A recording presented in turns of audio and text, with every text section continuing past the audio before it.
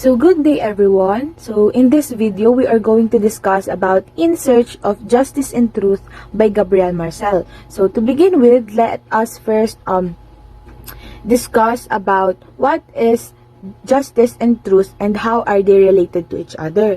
So truth in its most basic sense is the correspondence of a statement or belief with reality. In other words, a statement is true if it accurately describes what is the case. It is a fundamental concept that underpins all rational inquiry, and without it, we cannot make sense of the world around us. So, let us now turn to justice. So, justice is a more complex concept, and its definition has been the subject of much debate over the centuries. However, at its essence, justice entails treating people fairly and equitably, giving them what they are due based on their actions and circumstances. Justice is crucial for maintaining social order, protecting individual rights, and ensuring that each person has an equal opportunity to thrive. So, what is the relationship between truth and justice? So, in my view, the two are intimately connected. So, without truth, there can be no justice, as it is impossible to make fair and equitable judgment without an accurate understanding of their situations or the facts. In the other hand, justice is essential for promoting and upholding the truth, as it provides a framework for ensuring people are held accountable for dishonesty and deception. Moreover, truth and justice are both necessary to build a flourishing society. A society that values truth and seeks justice is one that prioritizes the transparency, accountability, and fairness. So, it is a society in which individuals feel safe and secure, knowing that their rights are protected and that they will be treated fairly by the legal system. Or in short, the relationship between truth and justice is a vital one, and we should strive to uphold both in our personal and professional lives. And by doing so, we can create a more just and equitable world that is grounded in reality and guided by ethical principles. At the beginning of Gabriel Marcel's article, Marcel discusses his search for the true meaning of truth and justice, as well as its relationship with each other.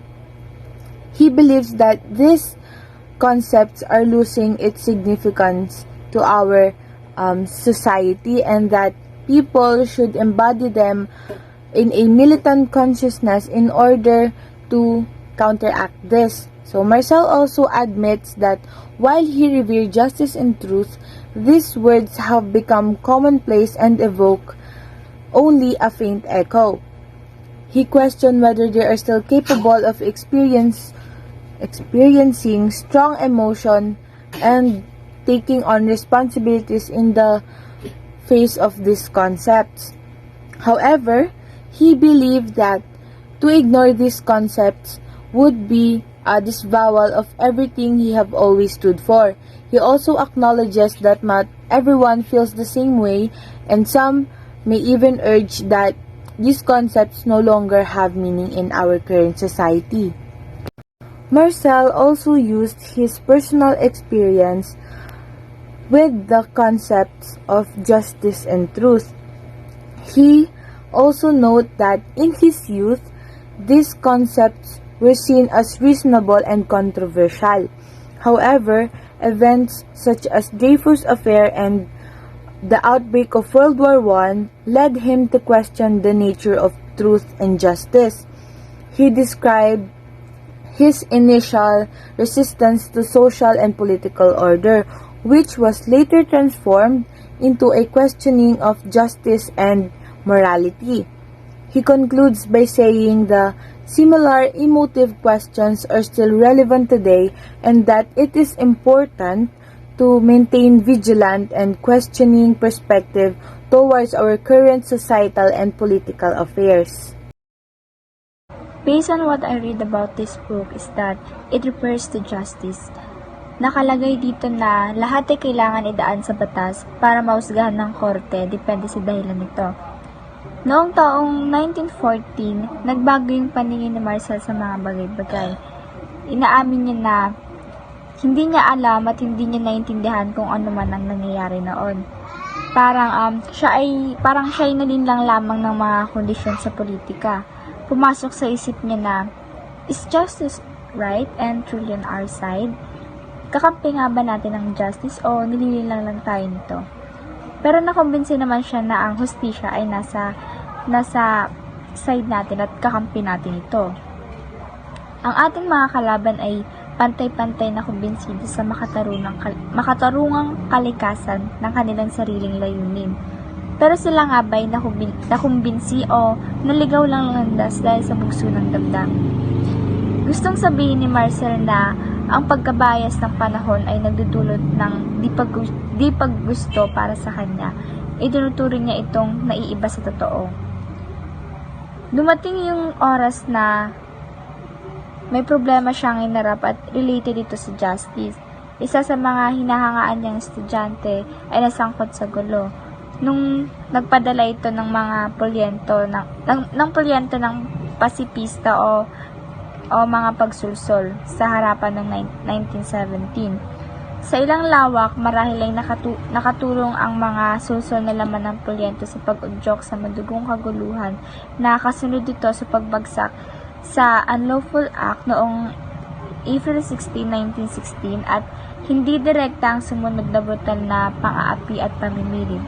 Di nagtagal ay nagsulat siya ng isang dula na hindi pa natatapos at pinamagatan niya itong Adjustment. Tinatalakay dito ang mga problema ng mga natatanging budhi, ang pakiramdam o kamalayan ng kabutihang moral o pagiging masisi ng sariling pag-uugali, intensyon o karakter kasama ng isang pakiramdam ng obligasyon na gawin ang tama o maging mabuti. Nag-alok siya ng solusyon batay sa pambansang pagkakasundo.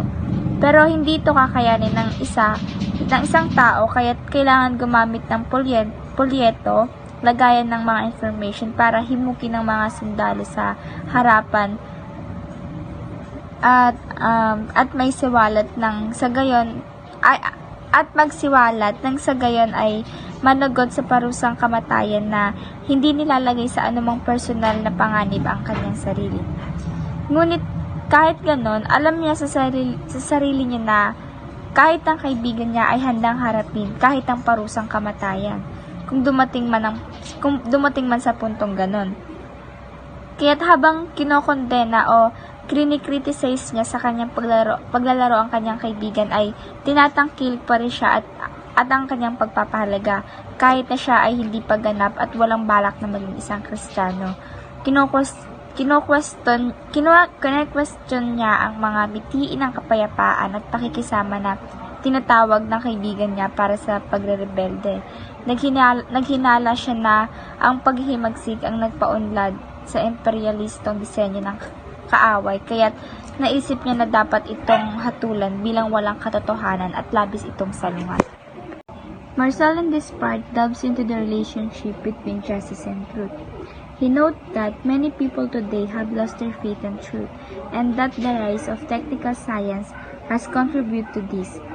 Marcel argues that we are becoming lazy in our search for truth, and instead accept a pluralism of facts without trying to establish any systematic relationship between them.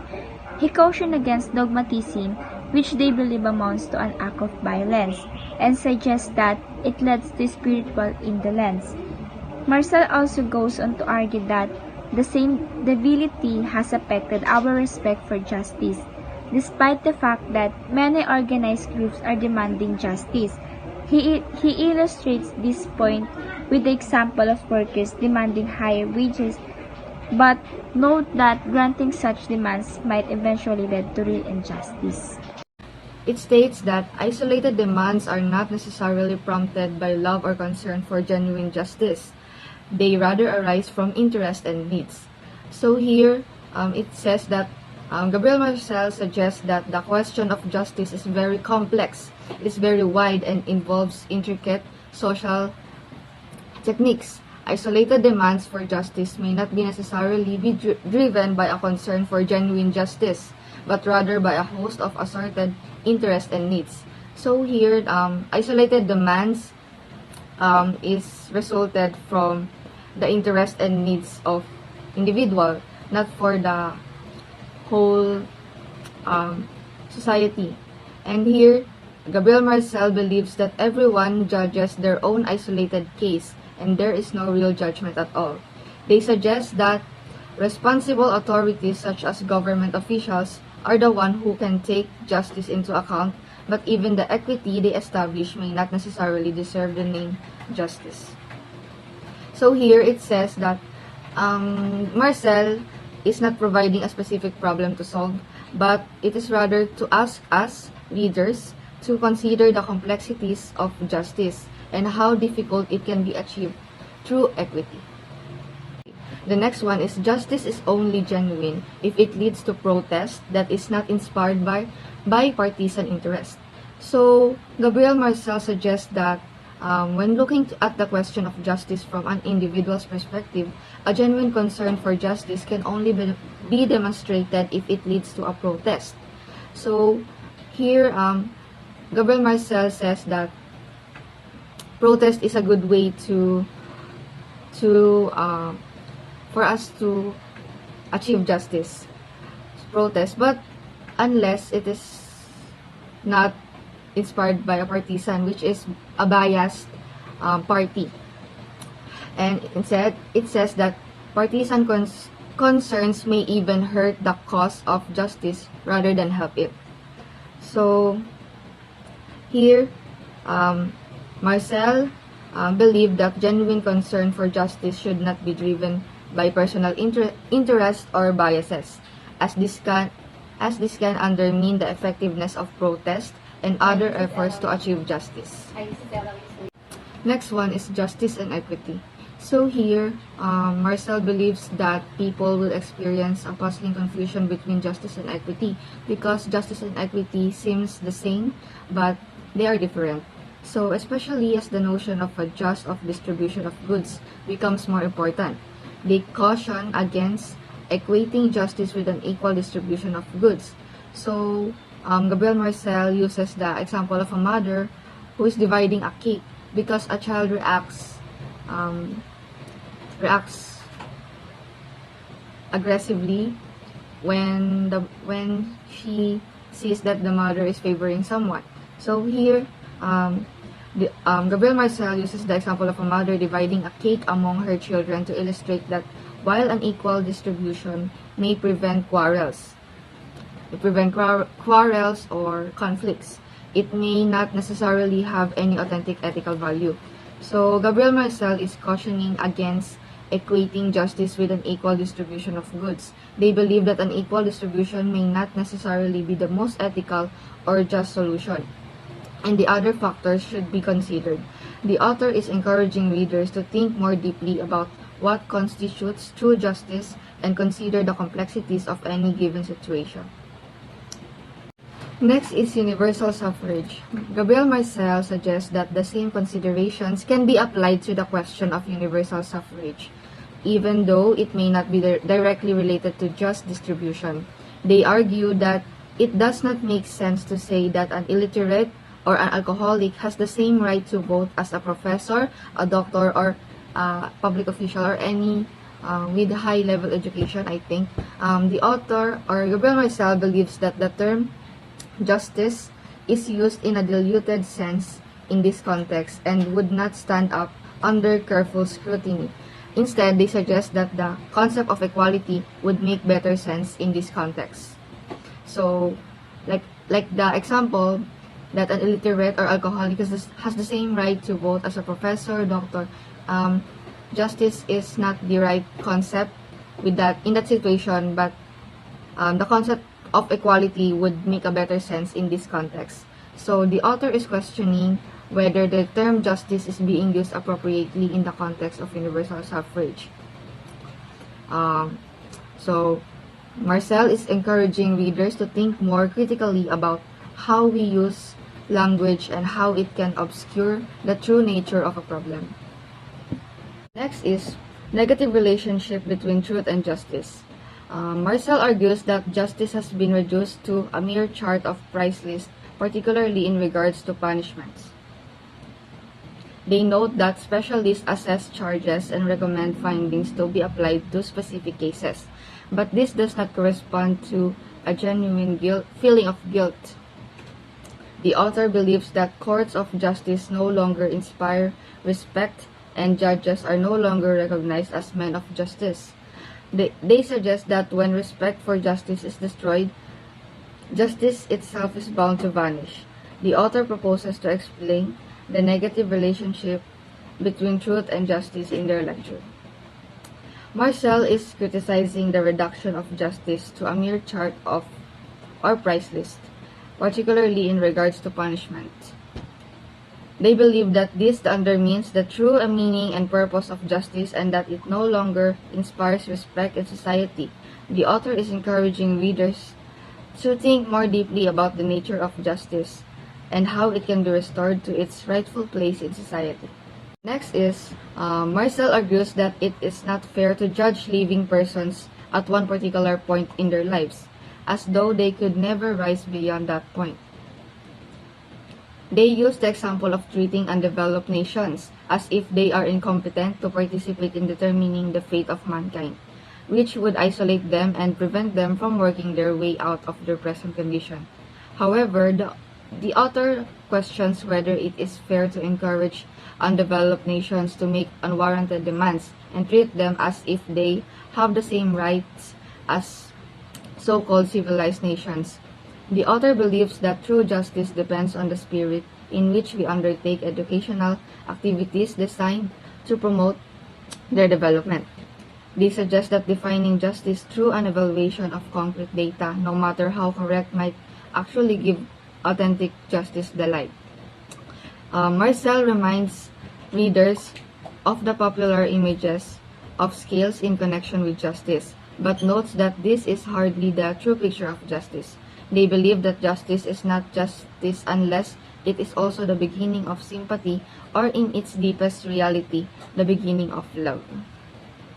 No authentic justice without respect of the inviolability of the individuals. This meant that a person should not be subjected to force or concern to other to extract admission of confusion. The close relationship between justice and the holy is also highlighted, as the justice and truth are rooted in the sacred. To truly uphold justice, we must liberate ourselves from the routine at give meaning to these values of our daily lives. So sinasabi dito na hindi natin kailangan pilitin yung isang bagay, yung isang tao, or hindi natin kailangan idaan sa dahas para mapasunod natin yung isang tao. So ito ay naglalaman ng kahalagahan ng paggalang sa karapatan ng bawat individual. Sa konsepto ng katarungan, ito ay nagpapakita ng hindi maaaring maging tunay na katarungan kung hindi natin igagalang ang karapatan ng bawat isa at hindi natin sila pinaghihirapan o pinipilit na magbigay ng impormasyon o pag-amin. Pinapakita rin na may akda ang mapalit at nag-ugnay ng katarungan, katotohanan at banal ay nakaugat sa banal na kahalagahan ng mga ito. So, kailangan nating buksan ang ating sarili upang bigyan ng kahulugan ng mga halagang ito sa ating pang-araw-araw na buhay. Mahalaga rin na ipatupad ang katarungan na parang papagkailangan ng mas magalang at sa bawat individual. At nakabatay dito sa mas malalim na pag-unawa sa banal na kalikasan ng katarungan ay katotohanan. Justice must necessarily include love, but sometimes we must be required to hold things that go against our subject inclinations. This in Christian justice, persons' inviolability must be respected.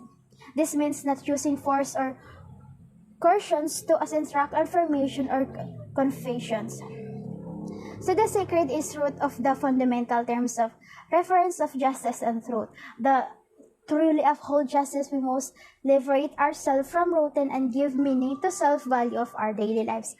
So the importance of respecting of inviolability of individuals in the context of justice, it argues that justice cannot be authentic without its disrespect. It means that not using force is concerns and structure information and confusion. The authors also highlights the close relationship between justice and truth, and the sacred argues that this value are root in the sacred and that we must liberate ourselves from the root gives meaning to them in our daily lives. So overall, the pages emphasize the informations of upholding justice in a way that you're respectful and compassionate towards individuals, and that is the ground of deeper understanding of the sacred nations of justice and truth.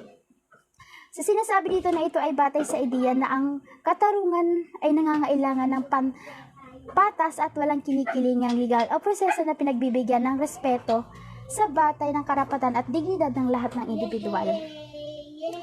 So ang kalahatang pinapakita ng teksto ay kahalagahan ng pagrespeto at hindi mapapako na karapatan ng bawat isa at nagbibigay diin ng malapit na kaugnayan ng katarungan sa espiritualidad.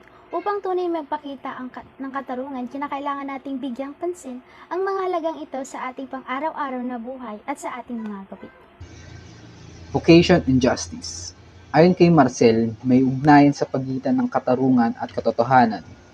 Parang sinasabi niya na kailangan natin tanggapin ang isang mas mataas na layunin o tungkulin para maging makatarungan at mapagtotoo. Halimbawa, isang doktor na nagtatrabaho sa rural area, kahit mas malaki ang kita niya sa urban area, mas pinipili niyang maglingkod sa mga taong higit na nangangailangan ng kanyang tulong. Dito, ang kanyang misyon o tungkulin ay nagbibigay sa kanya ng motibasyon para maging makatarungan at mapagtotoo sa kanyang trabaho. Liberty and responsibility, kalayaan at panagutan. Sa tingin ni Marcel, ang kalayaan ay mahalaga sa usapin ito. At ang hindi pagiging makatarungan ay nangangahulugan din ng pagiging responsable sa pagkatago ng katotohanan. Ang isang tao ay may kalayaan na mamili kung ano ang kanyang gagawin. Halimbawa, kung ang isang politiko ay pinipili na manatili sa kanyang mga prinsipyo at tanggihan ng korupsyon, kahit na ito ay magdudulot sa kanya ng personal na hirap, nagpapakita ito na may pananagutan siya sa katotohanan at katarungan. The sacred. Ginagamit ni Marcel ang konsepto ng banal bilang isang paraan para maugnay ang katarungan at katotohanan. Pinapakita niya na ang pagrespeto sa banal ay maaaring umiral kahit sa isang mundo na mas nagiging sekular. Isang taong hindi aktibong relihiyoso ngunit may respeto at paggalang sa buhay, kalikasan at karapatan ng ibang tao, kahit hindi siya sumusunod sa anumang partikular na relihiyon. Nagpapakita ito ng kanyang paggalang sa kung ano man ang may tuturing na banal. Pagkakahati ng mga maniniwala at mga hindi naniniwala. Sinasabi ni Marcel na may malaking pagkakaiba na nagaganap sa pagitan ng mga taong may respeto sa banal at sa mga taong tumatanggi dito dahil sa kanilang materialistikong pananaw. Isang simpleng halimbawa nito ay ang debate tungkol sa usapin ng panlipunang hustisya sa pagitan ng mga taong may malalalim na paniniwala sa Diyos at sa mga taong materialistiko o hindi naniniwala sa kahalagahan ng relihiyon. Lastly, Marcel concluded his lecture by urging the audience to continue exploring the ideas presented. He warned against complacency and self-satisfaction, which can lead to blindness and the perpetration of lies. Marcel emphasizes the importance of acknowledging and addressing internal imperfections in the West and confronting materialism that threatens its existence. Only by fulfilling its vocation can the West hope to survive and overcome the struggle ahead.